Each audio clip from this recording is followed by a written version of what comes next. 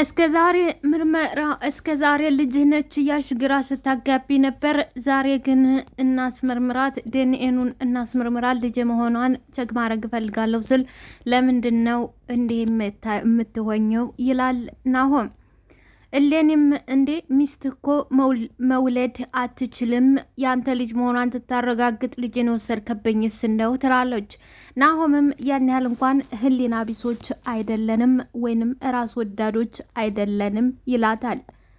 ቀጥል ደግሞ እኔ ዳግምን ልውሰድ እንኳን ብል ምሩ አትስማማም ይላል። እንግዲህ እንደዚህ እያወሩ እያሉ ቃል ገባልኝ ትለዋለች። እጇን ይዞ ቃል ሲገባላት መሩ ትመጣለች። ሰላም ጤና ይስጥልኝ ውድና የተከበራችሁ አድማጭ ተመልካቾቼ ላይክ ሰብስክራይብ በማድረግ ትጀምሩ ዘንድ በትህትና ጋብዛችኋለሁ። ለምታበረታቱኝ አመሰግናለሁ። አሁንም እንድታበረታቱኝ ስል በድጋሚ እጠይቃችኋለሁ። ቻናሉ ሲደርሳችሁ ላይክ እና ሰብስክራይብ አድርጉልኝ፣ አይከፈልበትም። ላይክ ሰብስክራይብ በማድረግ አበረታቱኝ። አመሰግናለሁ። ምሩ መውለድ ስለማትችል ልጅን ከኔን ለመነጠል እንዳታስብ ትላለች። ይህን ቃላት ትደጋግመዋለች። መውለድም መቻልም አለመቻልም ከፈጣሪ ሲሰጠን ብቻ ነው። ብንወልደው እንኳን ፈጣሪ ካልባረከልን እኛ አሁን እለን የምታደርገው ድርጊት አስባችሁታል? ምሩ መውለድ ስለማትችል ፈጣሪ ካላለው ያደገችውንም ልጇን ይችል ልጇንም ሊነጥቃት ይችላል። ስለዚህ በፈጣሪ ስራ መግባት እኔ እንደኔ ጥሩ አይደለም ነው ምለው። ምክንያቱም መውለድ የማይችል አይባልም። ፈጣሪ ምን ይሰጣል ይነሳል። ሁሉም ነገር በፈጣሪ ነው። ለምሩም ነገር ፈጣሪ ሊሰጣት ይችላል እና ምሩ መውለድ ስለማትችል ብቻ ልጅን ትወስድብኛለህ ትለዋል። መውሰድ ከፈለክ ደግሞ እኔንም ጨምረህ ነው። እኔን ጨምረህ ማለት እንግዲህ እኔም በሚስትነትህ አድርገህ ካልሆነ ልጅን መውሰድ አትችልም። እጅን ይዘህ ማልለይ ስትለው ጥንድ እጆቿን ይዞ ይኸውልሽ እምልልሻለሁ ስትል ምሩ እየመጣች ናሆም እዚህ ምን ትሰራለህ አለች። ናሆም ደነገጠ። እሌኒ ሰርግና ምላሿ ሆነ። በኋላ ባየችውና በተመለከተችው ነገር መቋቋም ያቃታት ምሩዬ በጣም ይቅርታ ስለረበሽኳችሁ ይቅርታ በማለት ትታቸው ወጣች። ናሆም ደነገጠ። እሌኒ ግን ሰርግና ምላሿ ሆነ። በደስታ በሐሴት ተዋለ። ምሩ እያለ እየሮጠ ቢከተላትም እሷ ወደፊቷ ቆሰቆሰችው። እሌኒ ሳቀች። ደስታዋን በሳቅ ገለጸች። ላኬ የኔ ቀን ሊመጣ ነው። አሁን እኮ ቤቴ ድረስ ያመጣህልኝ ምናልባት ምልክት ልሰጠኝ ይሆናል። ቤቴ ድረስ እንዲመጣ ያደረግልኝ ምልክት እየሰጠኸኝ ይሆናል። ላኪ አመሰግናለሁ በማለት እንግዲህ ምሩን ሲያይ ናሆም ስልኩን ጥሎ ነው የወጣው። ስልኩን ስልኩ ብላ ስልኩን ለማቀበል ትሄድና ሌላ ደግሞ ሳት ለኩሳ ትመጣ። ልሽማ እንዳሰብሽው አይደለም ይላል ናሆም። የምሩን ሮጦ ደረሰባት። ይኸውልሽማ እንዳሰብሽው አይደለም።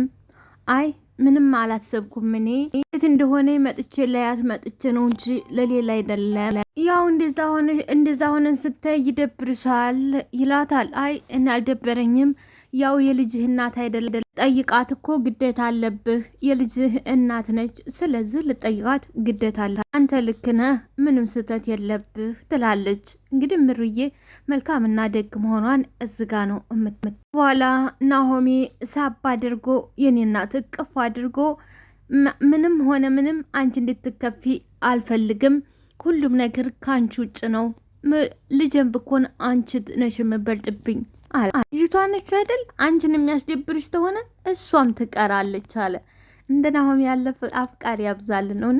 ይህም አውቃለሁ ናሆሜ ከኔ ያጣሁን ነገር ከሷ አግኝ። እማዬ አንቺ እኮ ምንም ያጎደልሽብኝ ነገር የምፈልገውን ነገር ሁሉ እያሟላሽልኝ ነው። ምንም ያጎደልሽብኝ ነገር ስልክ ስደውል አላነሳ ስትለኝ ከዛ ወደ ቤት መጣሁ። ያው ነገሩ ተዳፍኖ እንዲቀር ስላልፈለኩ የልጅቷ ዲኤንኤን እናስመርምር በሚል ነው እንጂ ሌላ እንዳሰብሽው እንዳጠረጥሪ ሌላ ነገር አይደለም የኔ እናት ይላታል። ዋኛና ሆሜ አንተ ምንም ብትል እውነት አለህ፣ ምንም ነገር አትጨነቅ፣ ሁሉም ነገር እውነት አለህ ትለዋለች። እሱም አሁን ተቀየምሽ እንግዲህ ይሄም ብሎ ምሩዬም አምናው ነገሮች አልቀው ሊንቀሳቀሱ ሲል የተረገመችውና ሴረኛዋ ህሌኒ መጣች። ስልኩን ይዛ አልጋው ስር እትራስ ስር አገኘሁት፣ አልጋ ታነጥፍ እትራሱ ስር አገኘሁት አለችው። የዚህ ጊዜ የቀዘቀዘውም መልሳ ጋዛር ከፈከፈ ራስ ስር አለች ምሩዬ። አዎ ትራስ ስር አለ። ቅድም እኮ ረስቶት ትራስ ስር ቅድም ረስቶት አለች። ናሆም ደነገጠ። ትራስ ነው የምታወሪው? ስለምን ትራስ ነው የምታወሪው እንዴ? ምሩ ፊት ልናገር እንዴ? ምሩ ፊት ልናገር? እዚህ ጊዜ ተቀያየረች። በቃ እኔ ወደ ቤት ልሄድ አለች። አንቺ እድሜ ልክሽን ሴራ ማሴር አይታክትሽም አለና እድሜ ልክሽን ተንኮል ብቻ ነው እንዴ ስራሽ? እድሜ ልክሽን ተተንኮል አወጭም ማለት ነው አለና ስልኩን ነጥቆ ሮጠ ሲሄድ ሳቀች። በእውነት እቤቴ ድረስ መጥታችሁ እንደዚህ ከሆናችሁ ስኬዱ በማየቴ በጣም ደስ ብሎኛል። እኔ ብቻ የምሰቃዩ ምን ቦጣኝ፣ እናንተም ተሰቃዩ እንጂ። ሌላው እንግዲህ ኤደን በመጣች በማግስቱ ሰላምና ደስተኛ የነበረችው ኪያዬ ተበጥብጣለች። ከምትወደውና ከምታፈቅረው ከጎኗ የነበረው ሄኖክ በጣም ይዋደዳሉ፣ ይፋቀሩ ነበረ። እናም አንዳንዴ እግረ ደረቅ ሰው አለ። አንዳንድ ሰው ለሰው ቤት እግሩ እርጥብ ሲሆን፣ አንዳንዱ ደግሞ ለሰው እግረ ደረቅ የሚባል አባባል አለ። እናማ እንግዲህ ኤደን ወደዛ ወደ ጓደኛዋ ኪያ ቤት ተመጣች። በመጣይ በማግስቱ ቤቷ ተበጠበጠ። ደስተኛና ደስታ የነበራት ኪያዬ ደስታዋ ተበጠበጠ እና እንግዲህ ዘላለም የሚጸጽታትን ነገር አድርጋ ትጸጸት ልትኖር ነበረ። ሆኖም ግን ፈጣሪ ረድቷት ሄኖክ በህይወት ድኗል። ከመኪና አደጋው በህይወት ድሯል። አስባችሁታል? ሄኖክ በዚህ መኪና አደጋ ራሱን ቢያጣ ኖሮ ኪያዬ ምን እንደሚፈጠር፣ ኪያዬ ጋር ምን እንደሚሆን የዘላለም ጸጸት ነበረ። ይሄ ደግሞ በማን ነው ካልን በኤደን። በአሁኑ ሰዓት እንግዲህ ኪያዬ ፈጣሪን አመስግና ብሩኬን አፋፍሳ ወደ ቤቷ አስገብተዋለች። እናም እየተንከባከበችው ነው። ሆኖም ግን ይቅርታ እንድታደርግለት ቢጠይቃትም አይጠረጠርም። አሁን አንተ ብቻ ዳንና ሌላውን ከዚህ በኋላ የምናወራበት ይሆናል። አሁን ግን መጀመሪያ ዳን ትለዋለች። እሱም ካለ ቅርታ ታላደርግሽልኝ እዚህ ቤት መቀመጥ አልፈልግም። በቃ አንተ ያረከው ነገር ቀላል ነገር ሆኖ ነው ወይ ታንተ ብሶ የምትቆጣው? ትለዋለች። በቃ የወንድ ልጅ ባህሪ ነው፣ ለከፍኳት። ስለዛ ባፊ ስላወራሁ ብቻ ተሷ ጋር እሷን ወድርኳን ማለት ነው እንዴ? አንቺ በምትፈልጊውና ብቻ ነው እንዴ አላት። ኪያዬ ሁሉም ጊዜና ወቅት አለው። በእኔ ምክንያት እንደዚህ ስለሆንክ አሁን ምንም የማወራውም የምወስነውም ነገር የለም። አልገባኝም ኪያ፣ ከተሻለ በኋላ የኔና አንቺ ግንኙነት በቃ አበቃለት ይላታል። አሁን እንደዚህ ከሆነ ይሄንን ነገር መልሱን ለመስማት ዝግጁ ሆንክ አይመስለኝም። ከንግግርሽ ገና ያልተጀመረውን ፍቅራችንን ስቀብሪው አየሁት አለ ሄኖክ። አንድ ነገር ለመቅበር እኮ ጉድጓድ ያስፈልጋል። ለዚህ ደግሞ አንተ ቀድመህ በቂ የሆነ ጉድጓድ ቆፍረሃል፣ አዘጋጅተሃል። በቃ ገባኝ። ቆይ ግን ሰናፍጭ በምታህል ጥፋት አለ። ሰናፍጭ በምታህል ጥፋት ሄኖክ ያቆሰልከውን ላለመሸነፍና ላለማመን ብለህ ያቆሰልከው ልቤን ድጋሚ አታድማኝ። አሁን ላለመሸነፍና ጥፋተኝነትህን ላለማመን ጭራሽ ያቆሰልከውን ልቤ መልሰህ አታቁስለኝ፣ አታድማኝ። ሮጬ ሄጅ መወሰን አልችልም፣ ጊዜ ስጠኝ አለችው። ሄኖክም ግን ኪያ የእውነት ጠላሽኝ፣ የምር ጠላሽኝ፣ በቃ አስወጣሽኝ፣ ቦታ የለኝም በልብሽ ውስጥ፣ ከልብሽ አስወጣሽኝ፣ የምር ጠላሽኝ ይላታል። በአሁኑ ሰዓት እንግዲህ እሱ ጥፋተኛ መስሎ የታየው ኪራ ጽናትን በባሌም በቦሌም እያለ ለማስደሰት ተላይ ተታች ይጥራል። በሁሉም ቦታ ማንም ከጎኑ ሳይኖር ግን ጠንክሮና እሷን ደስተኛ ለማድረግ እንደዚሁም ትዳሩን ሞቅ ደመቅ አድርጎ ለመያዝ ሌት ቀን አይልም። ይለፋል፣ ይደክማል። እንደ ማንኛውም አባወራ ወደ ቤትም እየመጣ እሷንም ለመንከባከብ የሚያደርገው ጥረትና ያለበት ሁኔታ በጣም ደስ የሚል ነው። ሆኖም ግን እሱ እንደሚለፋውና እንደሚታገለው በተቃራኒው ጽናት ደግሞ ኮራ ቀብረር፣ እንደዚሁም ደግሞ ሌላ ደግሞ ያው ምንድን ነው የሚባለው ዝንዝል ላይ ነች ምናምን እንደዛ ነገር ማለት ነው። ቤክ የሚባለው ልጅ እንግዲህ ይላታል። ሆኖም ግን አሁን ኪራ የእሱ ጥፋት ያለበት ይመስላል። በአሁኑ ሰዓት እንግዲህ እሱ እየወደዳት እየተንከባከቧት፣ እንግዲህ እንደምታውቁት ጽናት ከየት ተነስታ የት እንደደረሰች ጠንቅቀን ነው የምናውቀው። እና በአሁኑ ሰዓት እንግዲህ ኪራዬ ደግሞ ክችን ገብቶ ቁርስ እስከ መስራት ምናምን እያደረገ ነው። በጣም ጎበዝ። እንደዚሁም ደግሞ በስራው በኩል ደግሞ እንደምናየው ያው እሱ ነው። እሷ እንግዲህ በአሁኑ ሰዓት የቤት እመቤት ሆና ነው ያለችው እና በምታደርገው ነገር እንግዲህ የባለቤት ጆሮ አመፀኛ ነው ይላል። የእሱ ጆሮ ሳይሰማ የሌላው ጆሮ ሰምቷል። የማካላችሁ ከዚህ በፊት የነበረችው ጓደኛው ሶሲ ሰምታለች። አሁን ሶሲ በባሌም በቦሌም እያለች እውነቱን ለማስረዳት እየጣረች ነው። ሆኖም ግን አላምንሽም ቢላትም ግን ደግሞ በአንድ ወገን አምኗታል። እንደዚሁም ደግሞ በሌላ በኩል ደግሞ ማነች ኒናም አንድ ቀን ቤኪ ብትትል የቤኪ የሚባለው እንግዲህ በአሁኑ ሰዓት በኪራ ጆሮ ውስጥም እያቃጨለበት ይገኛል። እንግዲህ ኪራ ዛሬ ወደ ስራ ቦታ ወደ ቢሮ ገብቶ ትክዝ ብሏል። ቅዱሴ በሩንም ሲቆረቁር ግባም አላለው። በሩን ሲደክመው ከቆረቆረ በኋላ ገብቶ ወንበር ላይም ሲቀመጥ አልሰማም አለማም ጭልጥ ብሏል በሀሳብና በማውጣት በማውረድ እና ቅዱሴ ከገባ በኋላ መላው ቢጠፋው የተቀመጠበትን ጠረጴዛውን ነበረ ያንኳኳ። ቅዱሴ ቴብሉን ያንኳኳበት እንግዲህ ድንግጣልና ነቃ።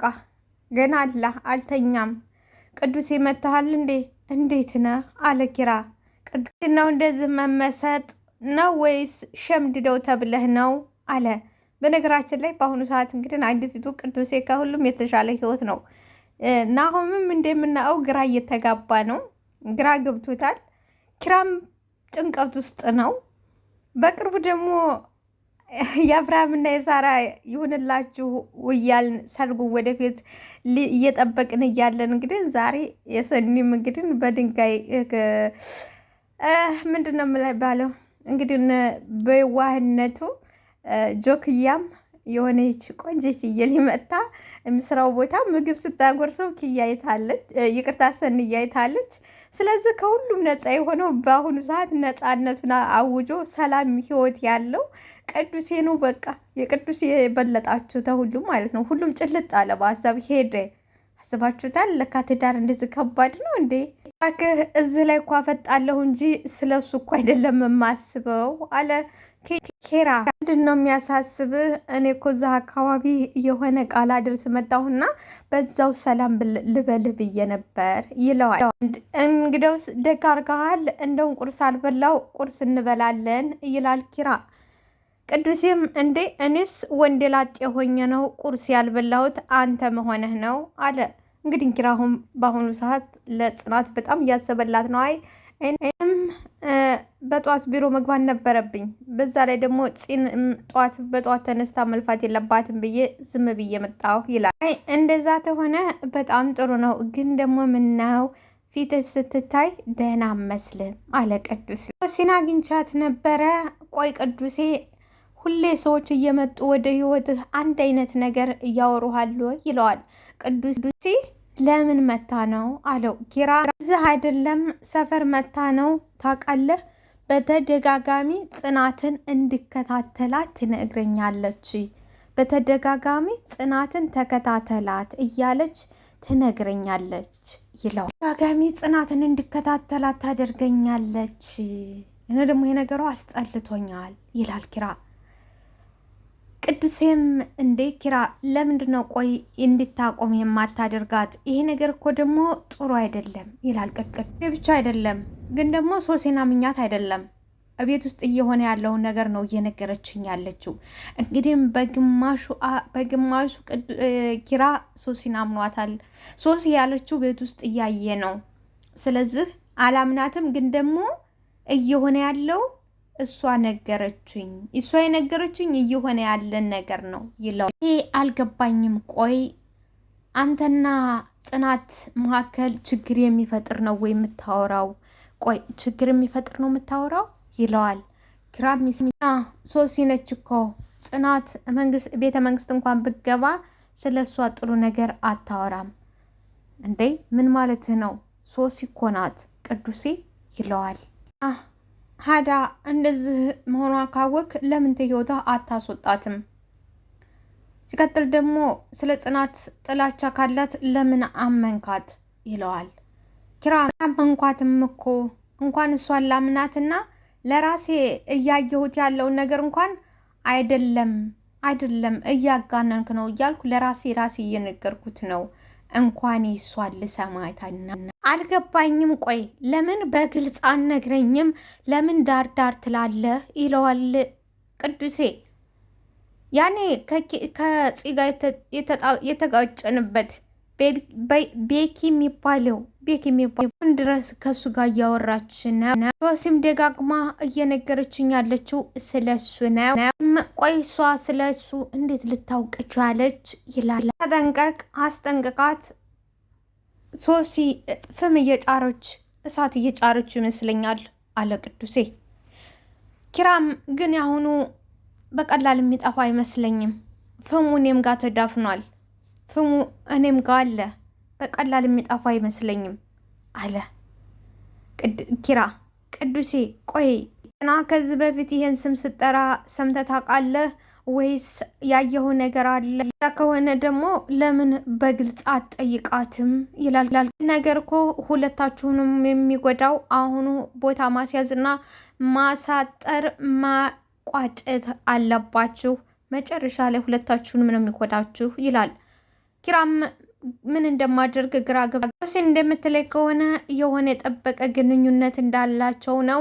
ለማጣራት ደግሞ እሷን መጠየቅ አልፈልኩም አለ። ደግሞ እንግዲህ ቅዱሴ ይመክረዋል። ዝም ብለህ ትዳር በዋል ፈሰስ አይሆንም፣ በግልጽ ጽናትን መጠየቅ አለብህ፣ ሶሲንም አትመናት ይለዋል። ግን ደግሞ ሶሲ ኮንፊደንሷ ምናምኗ ስታይ መልሱን ከሚስትህ ነው፣ መልሱ ሚስትህ ጋር አለ፣ ሚስትህን ጠይቃት ትለኛለች። ብቻ ግራ ገብቶኛል። በጣም ይቅርታ እንደዛ ሆነ ሳይሽ እኮ ምነው እንደዚህ ባላልኳት ብዬ ጸጽቶ ይቅርታ የሚያጠያይቅ ነገር አይደለም። አንቺ እኮ ለእኔ የተሻለውን ነገር አስበሽና ለእኔ እንድጠቀም እንደዚሁም ደግሞ ደስተኛ እንዲሆን ስለፈለግሽ ነው። ስለዚህ ይቅርታ የሚያባብልሽ ነገር የለም እኮ እኔ ደግሞ እንደዚህ እንዲሰማሽ እንደዚሁም ደግሞ የበፊት ቁስልሽን እንዲቀሰቀስ ብዬ አልነበረም እንደዚህ ያለ። ወይ ሰኒ አሁንም እኮ እኔ በጣም ደህና ነኝ፣ አንቺ ዝም ብለሽ ነው እየተጨነቅሽ እያለሽው ትላለች። ራኪን እኮ እህቴ አሁንም ጠንካራ እንደሆንሽ እያስመሰልሽ አላቅም ግን ተትናንትናው ወዳ እንደ ደከመች ነው ያየሁት። ትታስመስል ግን እንደ እህትና እንደ ታናሽና እንደ ታላቅ እንደዚሁም እንደ እህትና እንደ እናትና ልጅ ሁሉ ነገር የሆኑት ሰኒና ራኪ በጣም ይወደዳሉ። በላይም የላቸው በታችም የላቸው ሁለቱ ብቻ ናቸው። እናም አከፍ እንዲከፋሽ አደረኩሽ እኔ ነኝ። ትዳር ያዥ ህይወት መስርቺ ብላ ስትላት የዚህ በፊቱ ህይወቷ ትዝ ብሏት ስታዝን ተጸጸተች። ሰንዬ እኔ እኮ እንደዚህ እንድትጸጸችብኝ አልነበረም እንደዚህ ያልኩሽ እህቴ፣ የተሻለ ህይወት እንድትመሰርች እና እንዳይሽ ፍቅር እንድትሽ ብዬ ነበር ትላታለች። እስከ መቼስ ድረስ ነው ብቻሽን እንደዚህ ምኮኝው? ብቻሽን እስከ መቼ ድረስ? ቆይ ፈጣሪ የወደደውን አይደለም ወይ እኛ ላይ የሚያደርገው? ትላለች ሰኒ። ራኪብም አው እሱማ ግን አሁን ላይ እኔ ዝግጁ አይደለም። በፍቅር ከሚደሰተው በላይ እኔ ስባራትን ነው እያተረፍኩት። አሁን ለሁሉም ነገር ዝግጁ አይደለም። ሁሉም ሰው አንድ አይደለም። እንደዚህ ስልሽ እንዲከፋሽ ወይንም ደግሞ እንድታዝኒ አይደለም። ግን ደግሞ እንደ እህት በዚህ እድሜሽ ብቻሽን ሆነሽ ማየት ስለማልፈልግ ነው ትላለች ሰንዬ። በነገራችን ላይ ቅዱሴና ራኪ ቢጣመሩ ምን ትላላችሁ? ምንስ ታስባላችሁ? እናጣምራቸው ራኪና ቅዱሴ። ቅዱሴም እንደምናውቀው ጸጥ ያለና ሸምጋይ ነፍስ ያወቀ በቃ ደስ የሚል አደበኛ ነው። እኔ ቅዱሴን በጣም ነው የምወደው። ራኪም ራኪብ ነች፣ በቃ ቆራጥና ጀግና ነች። ስለዚህ ራኪና ቅዱሴ ይጋቡ የምትሉ በላይክ እና በሰብስክራይብ አሳውቂ። ላይክ ብዙ ተሆነ ይጋቡ ብላችኋል ማለት ነው። እና ውድና የተከበራችሁ አድማጭ ተመልካቾቼ ቻናል ሲደርሳችሁ ፕሊዝ ላይክ ሰብስክራይብ አድርጉልኝ። እኔ እንደኔ ራኪና ቅዱሴ ይጋቡ ብያለሁ። እናንተስ ትስማማላችሁ ወይ? እድሜሽ ብቻሽን ሆነሽ ማየት ስለማልፈልግ ነው አለ ሰንዬ። ጨክነው የቆሙበት ቁስል አያምም አለች ራኪ። ጨክነው የቆሙበት ቁስል አያምም። ጨክናችሁ ከቆማችሁበት አያማችሁም ማለት ነው። ላይክ ሰብስክራይብ ሸር አድርጉልኝ። አመሰግናለሁ።